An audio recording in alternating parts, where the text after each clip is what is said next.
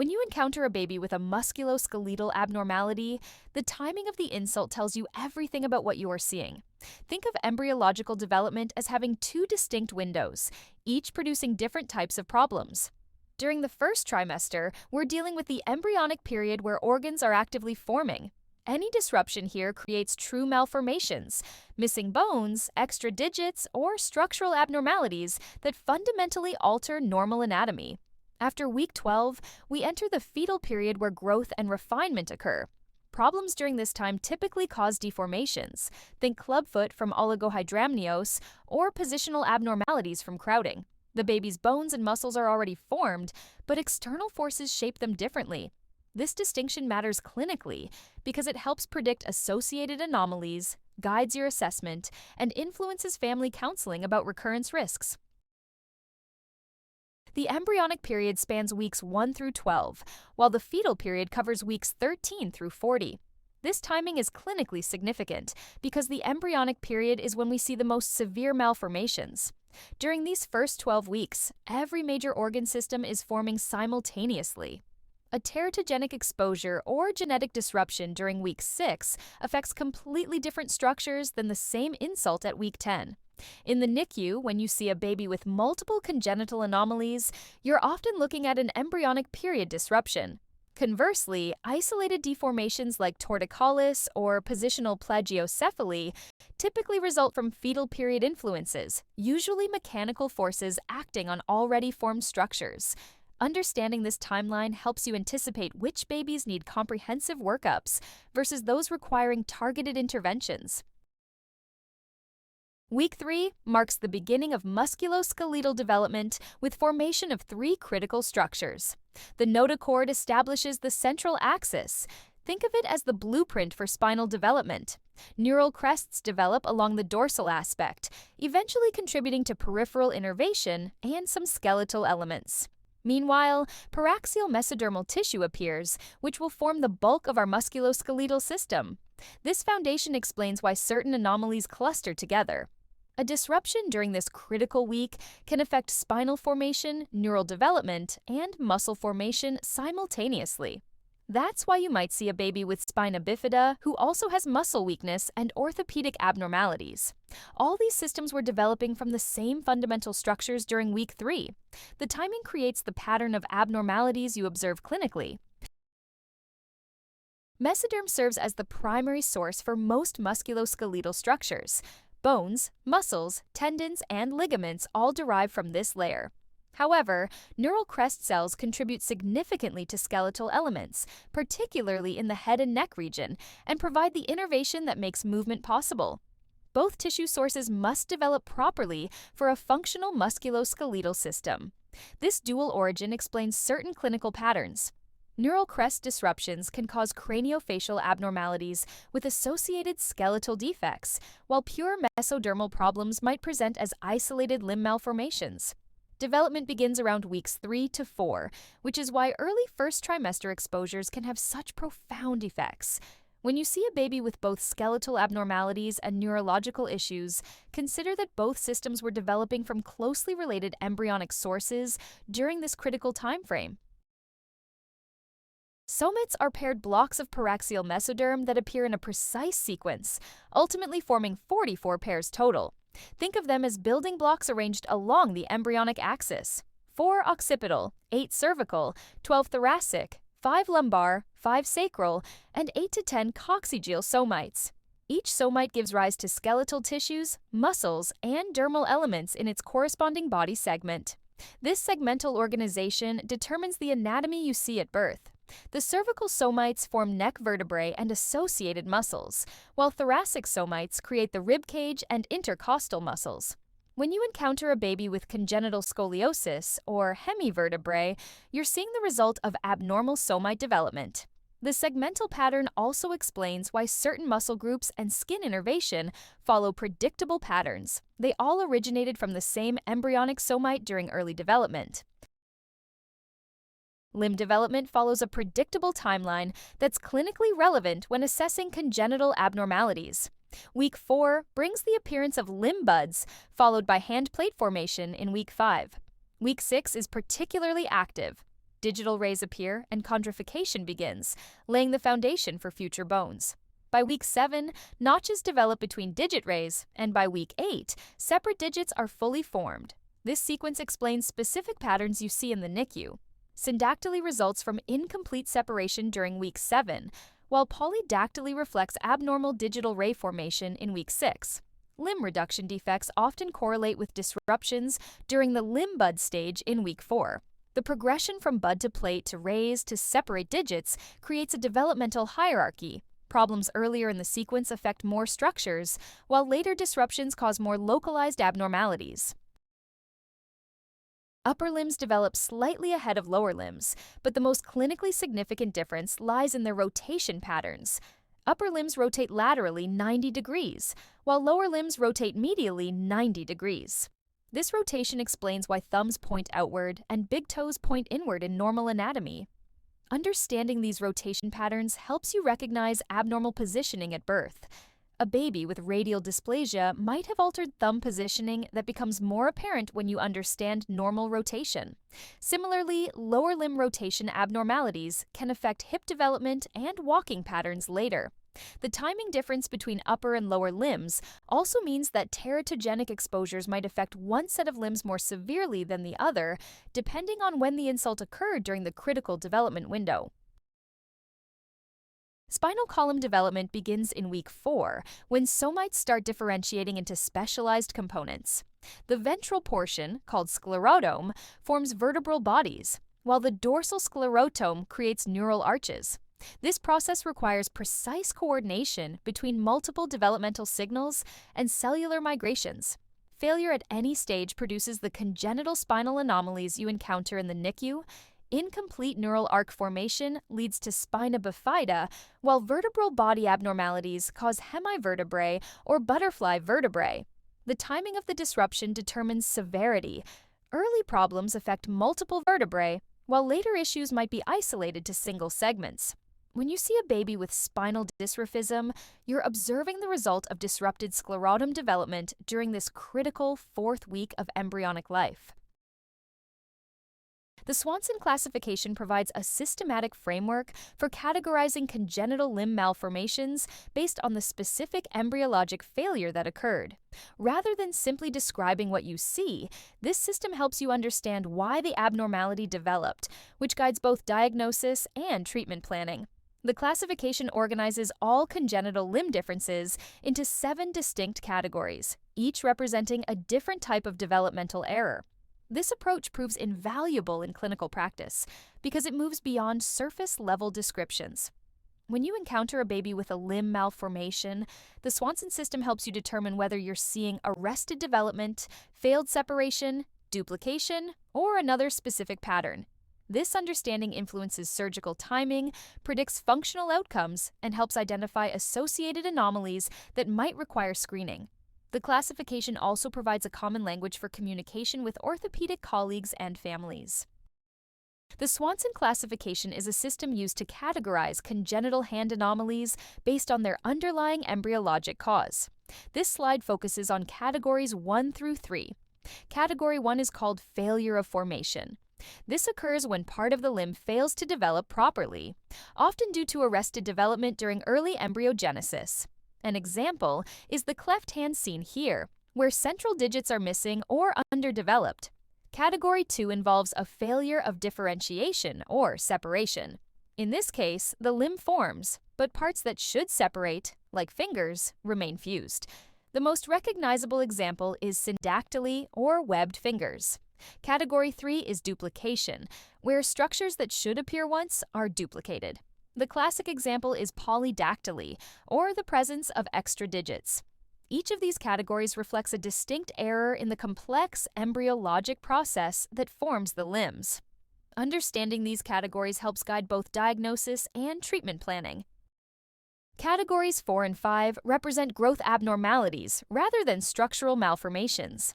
Category 4 covers overgrowth conditions like macrodactyly or hemihypertrophy, while Category 5 includes undergrowth patterns such as brachydactyly or hypoplastic thumbs. Category 6 specifically addresses congenital constriction band syndrome, where amniotic bands create circumferential constrictions or amputations. Category 7 encompasses generalized skeletal abnormalities that affect limb development as part of broader syndromes. These categories often present different clinical challenges than the first three. Growth abnormalities may require staged procedures as the child develops, while constriction band syndrome needs immediate assessment for vascular compromise. Generalized skeletal conditions require multidisciplinary care beyond orthopedic intervention. The classification helps you anticipate these needs and coordinate appropriate referrals early in the baby's care, ensuring comprehensive management from the start. Category 1 represents the most severe limb malformations, where development simply stops at some point, creating missing structures. You'll encounter three main patterns: transverse deficiencies that look like congenital amputations, longitudinal deficiencies affecting specific bones like radial hemimelia or fibular hemimelia, and intercalary deficiencies such as phocomelia, where middle segments are missing but distal parts remain. Transverse deficiencies appear as if the limb was amputated, but the amputation occurred during embryonic development. Longitudinal deficiencies affect one side of the limb. Radial deficiencies impact the thumb side, while ulnar deficiencies affect the pinky side. Phocomelia creates the most dramatic appearance, with hands or feet attached directly to the trunk. These babies often have good function in their remaining structures, but they'll need early prosthetic evaluation and occupational therapy to maximize their developmental potential. Category 2, defects occur when basic limb structures form correctly but fail to separate or differentiate properly. The most common example is syndactyly, where digits remain fused together. You'll also see synostosis, where bones that should be separate remain joined, and various contractures that are present from birth. Think of these as plumbing problems. The pipes are there, but the connections aren't right. In syndactyly, the digital rays formed normally during week 6, but the separation process that should occur in week 7 was incomplete. The severity varies from simple skin webbing to complex bony fusion involving multiple structures. Unlike Category 1 defects, these babies have all their basic structures present, which often means better surgical outcomes. Early separation procedures can restore near normal function, especially when performed before the digits begin to grow at different rates. Polydactyly exemplifies Category 3, where extra structures develop during embryonic formation. The location matters clinically. Preaxial polydactyly affects the thumb or great toe side, while postaxial polydactyly involves the little finger or toe side. Postaxial is more common and often appears as isolated findings, while preaxial polydactyly frequently occurs with other anomalies. Most polydactyly follows autosomal dominant inheritance patterns, so family history becomes relevant for genetic counseling. The extra digit may be fully formed with bone and joints, or it might be a simple skin tag. This distinction affects surgical planning and timing. Skin tags can be removed in the nursery, but complex duplications with shared joints require careful surgical planning to preserve function in the remaining digit. The key is determining which digit has better anatomy and function before making reconstruction decisions. Categories 4 and 5 represent growth abnormalities rather than structural malformations. Overgrowth conditions like macrodactyly produce disproportionately large digits or limb segments, while undergrowth creates conditions like brachydactyly with shortened bones or overall limb hypoplasia. These problems can affect isolated segments or entire limbs and may be unilateral or bilateral.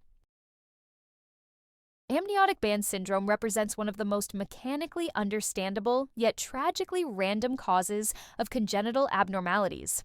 To help you grasp this condition, imagine the developing baby floating peacefully in amniotic fluid when fibrous bands, like invisible ropes, form within the amniotic sac and wrap around developing body parts. These bands act like tourniquets or constricting ties that can disrupt normal development in devastating ways. The condition also goes by the name Congenital Constriction Band Syndrome, which describes the same process from a slightly different perspective. Think of these bands as accidents of nature that occur when the inner membrane of the amniotic sac tears or develops abnormally, creating strand-like structures that float freely in the amniotic fluid.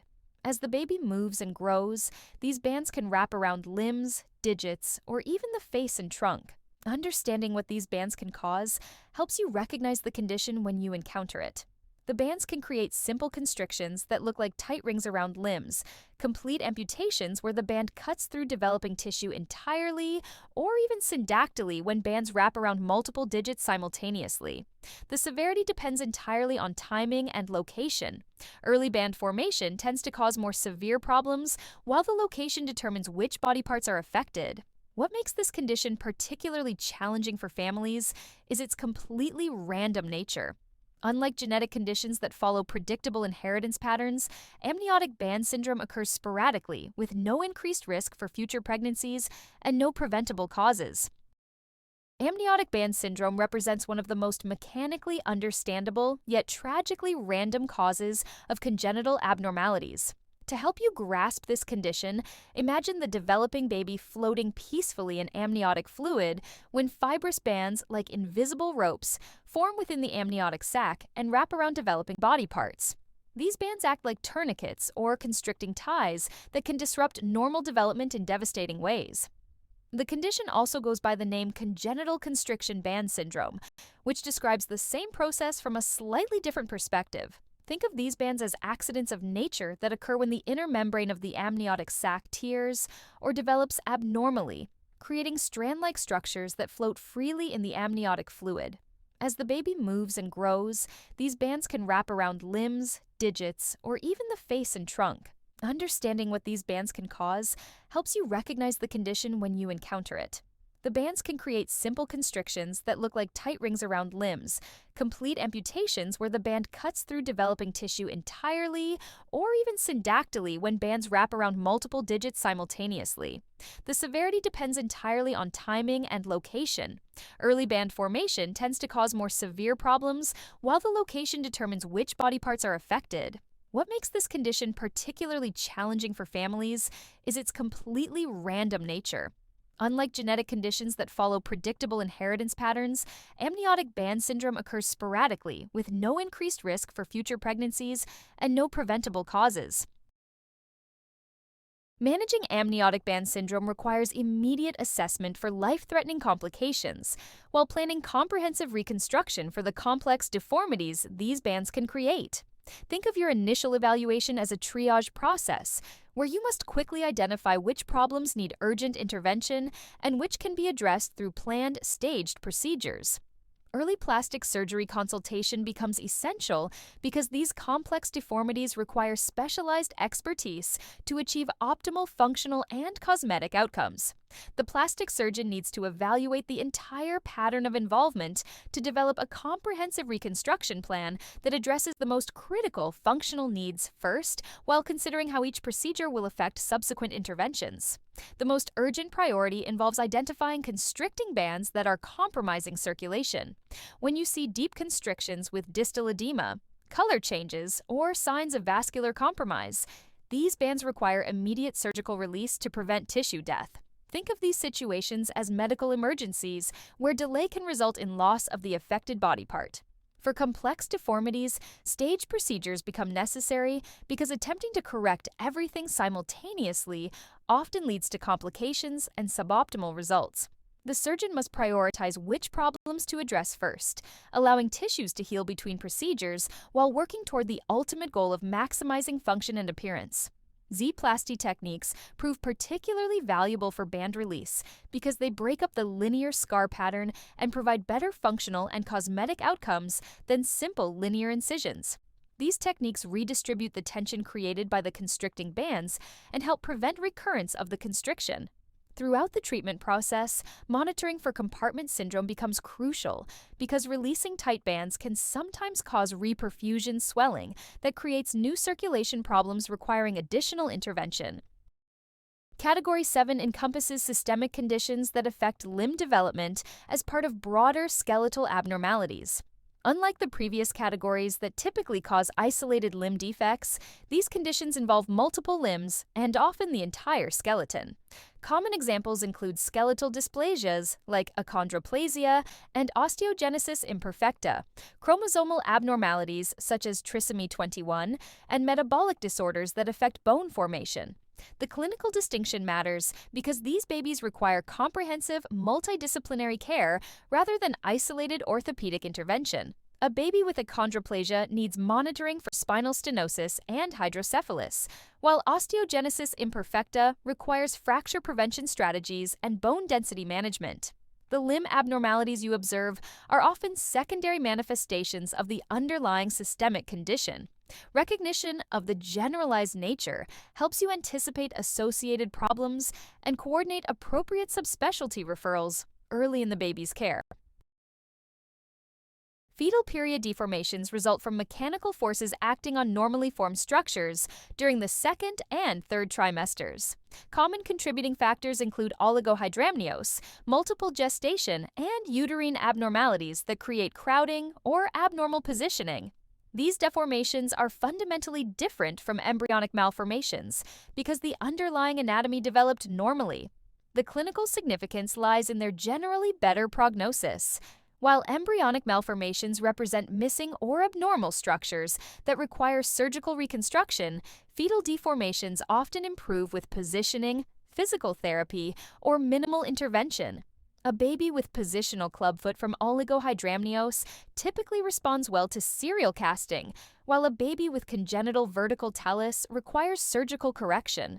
Understanding this distinction helps you counsel families appropriately and set realistic expectations for treatment outcomes and functional recovery. Let me help you understand how the confined space of the uterus can create predictable patterns of deformity by thinking through the mechanics of fetal positioning during the final months of pregnancy. Picture the developing baby during the third trimester when rapid growth occurs within the increasingly restrictive uterine environment. The baby must adapt to limited space by assuming positions that, while necessary for fitting within the womb, can create mechanical forces that shape developing tissues in abnormal ways. To build your understanding of these positioning effects, let's start with developmental dysplasia of the hip, which develops when the baby's hips remain in flexion and adduction for extended periods. Think of this as the fetal equivalent of sitting cross-legged for months. The hip joint adapts to this position by developing a shallower socket that cannot maintain normal stability after birth. This positioning becomes even more problematic when combined with other constraining factors. Metatarsus adductus and calcaneovalgus foot represent opposite ends of the foot positioning spectrum. When the feet are pressed against the uterine wall in a way that pushes the forefoot inward, metatarsus adductus develops. Conversely, when the feet are forced into extreme dorsiflexion against the uterine wall, calcaneovalgus foot results. These conditions help illustrate how the same basic mechanism, mechanical positioning, can create different problems depending on the specific forces involved.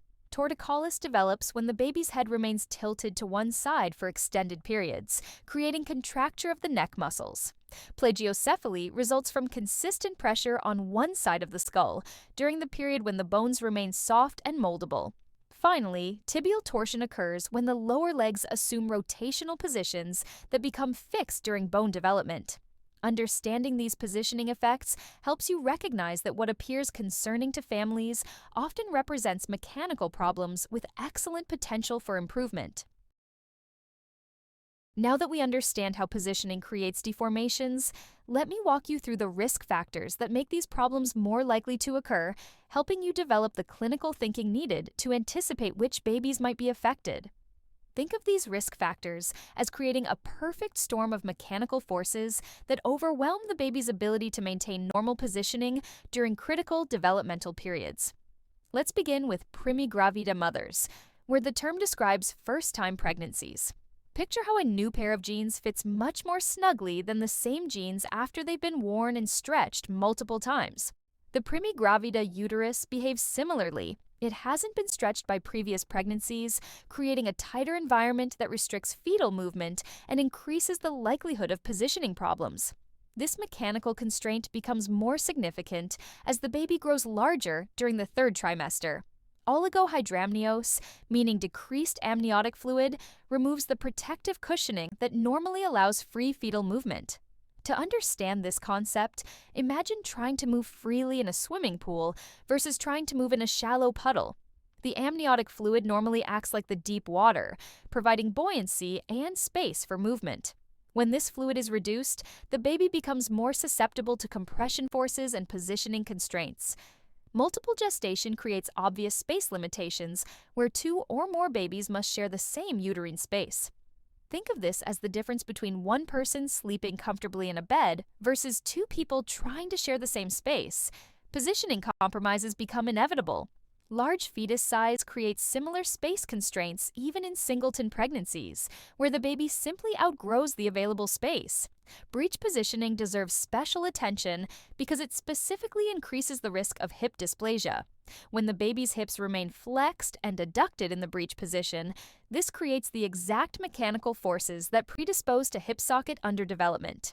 Finally, uterine abnormalities like bicornuate uterus create irregularly shaped spaces that promote abnormal positioning patterns, making deformational problems more likely to develop. The fundamental distinction between embryonic defects and fetal deformations drives clinical decision-making. Embryonic malformations occur during organ formation and create severe, permanent structural abnormalities that typically require surgical intervention. Fetal deformations result from mechanical forces acting on normally formed structures and often improve with conservative management. The Swanson Classification provides a systematic framework for understanding congenital limb differences based on their embryologic origins. Timing of developmental insults determines both the type and severity of abnormalities you observe. Early recognition of these patterns enables appropriate subspecialty referrals, realistic family counseling, and optimal treatment planning.